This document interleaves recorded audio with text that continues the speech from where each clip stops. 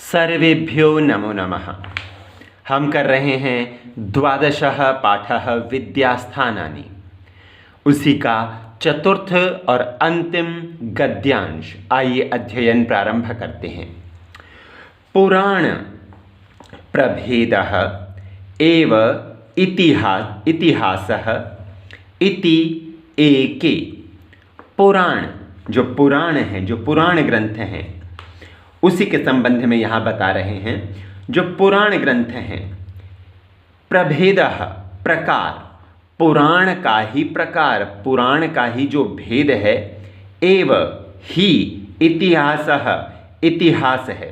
कहने का तात्पर्य है जो इतिहास है वो पुराण का ही एक प्रकार है, पुराण का ही एक उपभेद है। तो पुराणों के आधार पर ही हमें उसे इतिहास कहते हैं। क्यों? क्योंकि पुराण मतलब प्राचीन कालीन ज्ञान जो है उसे ही इतिहास कहा जाता है। तो इतिहास पुराण का ही भेद है, प्रकार है। इति ऐसा, एके किसी एक आचार्य का मानना है, का विचार है। सह च और सह वह, और वह जो पुराण है वो द्विधा, दो प्रकार का है। तो ये जो जिसे हमने इतिहास कहा तो ये दो प्रकार का हो जाएगा। ये इतिहास पुराण का ही एक प्रकार है इतिहास, और यह इतिहास दो प्रकार का है। परिक्रिया पुराकल्पाभ्याम, परिक्रिया और पुराकल्प, इन दो भेदों से यह इतिहास दो प्रकार का है। आइए देखते हैं। यदाहुहु, जैसा कहा गया है। आप कहेंगे पहले हमें परिक्रिया और पुराकल्प इनका अर्थ बताएं। तो परिक्रिया का मतलब है परिष्कृत क्रिया, जिसका परिष्कार किया गया है, जिसे खंगाला गया है, जिसे विस्तार दिया गया है। और पुराकल्प अर्थात प्राचीन काल में जो कल्पित है, प्राचीन काल के आधार पर जो कल्पना की गई, जो विस्तार दिया गया, उसे पुराकल्प कहते हैं। तो इतिहास दो प्रकार के हो गए, एक तो परिष्कृत क्रिया हो गई और दूसरा प्राचीन काल में जो विस्तार दिया गया। जो कुछ भी प्राचीन काल संबंधी विस्तार हमें प्राप्त होता है तो वही इतिहास होता है। तो इस प्रकार इतिहास दो प्रकार का हो गया। यदाहुहु, जैसा कहा गया है।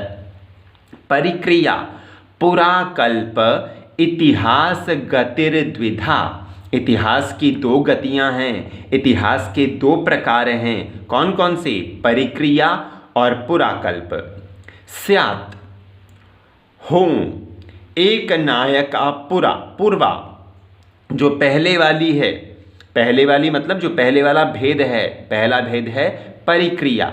जो परिक्रिया है उसमें एक नायक होता है, वो एक नायक वाली होनी चाहिए। और जो द्वितीया है पुराकल्प, वो अनेक नायकों से युक्त होती है, बहुनायका। अर्थात उदाहरण के रूप में ध्यान दीजिएगा, एक नायक वाला जो इतिहास संबंधी हमें ग्रंथ मिलता है वो है रामायण। श्री राम एक नायक हैं, तो वो परिक्रिया से संबंधित है। और पुराकल्प जो है, जो द्वितीया गति है, द्वितीय प्रकार है इतिहास का, वो बहुनायका, अनेक नायकों वाला, जैसे महाभारत।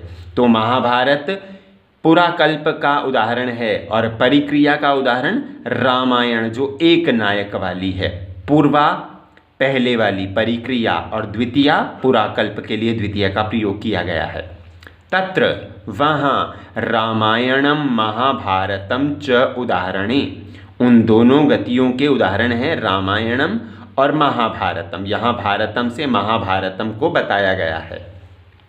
निगम वाक्यानाम न्यायैः सहस्त्र विवेकत्री मीमांसा। आपको याद होगा हमने अभी पहले वेदों का विस्तार देखा था।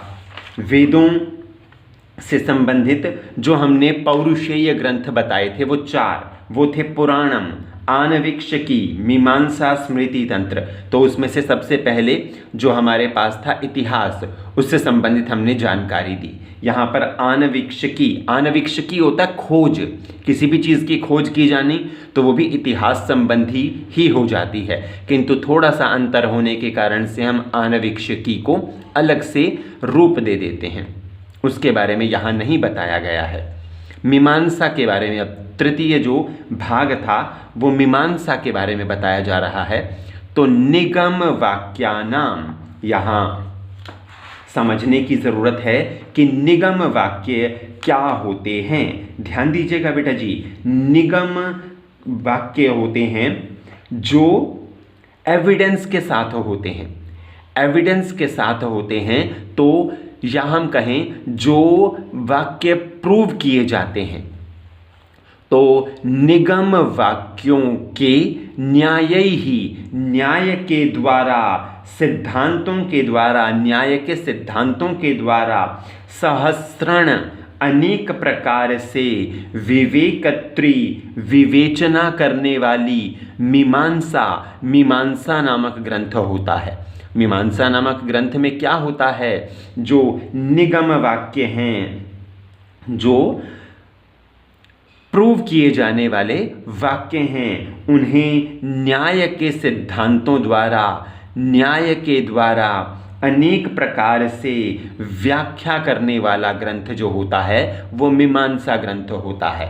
आपकी जानकारी के लिए बता दूं, मीमांसा जो ग्रंथ हैं वो फिलॉसफी से संबंधित होते हैं। इसमें तर्क को सिद्ध किया जाता है, एक तर्क को सिद्ध करने के लिए दूसरा तर्क दिया जाता है, और इस प्रकार से जो वाक्य होते हैं, जो हमें वेदों में प्राप्त होती है जानकारियाँ, उन्हें तर्क के आधार पर, अनेक प्रकार के न्यायों के आधार पर, न्याय से संबंधित सिद्धांतों के आधार पर यहाँ पर सिद्ध किया जाता है। सा च, सा वह, च और वो जो मीमांसा है वो भी 2 प्रकार की है, जिसमें हम निगम वाक्यों को सिद्ध करते हैं। वो भी 2 प्रकार की हैं, द्विविधा, 2 प्रकार की। विधि विवेचिनी, विधि अर्थात नियमों का बखान करने वाली, जिस भी विधि से हम किसी भी वाक्य को, किसी भी तथ्य को, किसी भी सत्यता को प्रमाणित करते हैं, तो विधि विवेचिनी, नियमों का व्याख्यान करने वाली। ब्रह्म निर्दर्शिनी च, और ब्रह्म तत्व का बखान करने वाली, उसका विस्तार देने वाली। हम कहते हैं ना, एक ही ब्रह्म तत्व है, एक ही ईश्वरीय तत्व है, तो उसी ब्रह्म तत्व का संदेश देने वाली, उसका विस्तार देने वाली। तो इस प्रकार हमने देखा मीमांसा भी 2 प्रकार की है,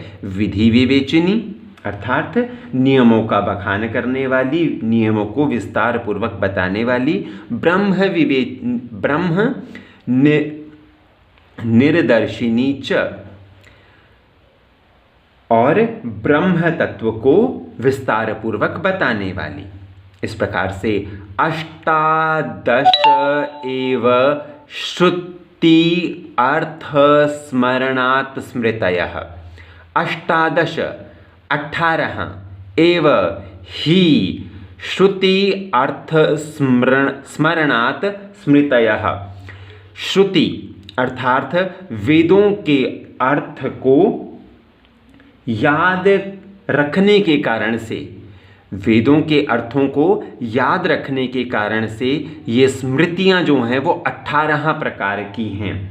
अब देखो, अलग अलग वेदों का अलग अलग अर्थ, अलग अलग मंत्रों का अलग अलग अर्थ, उन सब को अर्थ के साथ संजोने वाली स्मृति ग्रंथ हैं वो 18 प्रकार की हैं। तो तानी, अब ये पूरे 14 विद्या स्थानों के बारे में आपको बता रहे हैं। जो हमने पाठ का शीर्षक देखा था विद्या स्थानानि, वो 14 प्रकार की हैं। तो तानी इमानी 14 विद्या स्थानानि, तो तानी वे सब, इमानी ये सब, 14 विद्या स्थानानि विद्या के स्थान है, विद्या प्राप्ति के स्थान है। यदुत जैसा कि कहा गया है, वेदाः चत्वारः, 4 वेद हैं, षडांगानि, 6 अंग हैं, वेदांग हमने जिन्हें कहा था, चत्वारि शास्त्राणि, और 4 शास्त्र हैं।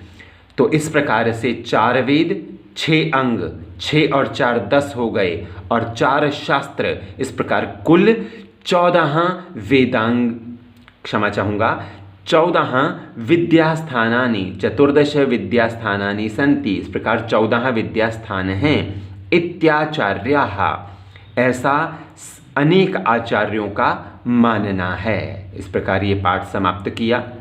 इसके बाद एक और वीडियो मैं शेयर करूंगा जिसमें एक तालिका के माध्यम से, एक टेबल के माध्यम से इन सब के बारे में विस्तार पूर्वक बताया जाएगा। कुछ ही क्षणों में वो भी अपलोड की जाएगी, तो प्रतीक्षा कीजिए, लाभान्वित हो जाइए। धन्यवाद, शुभकामनाएं, सर्वेभ्यो नमो नमः।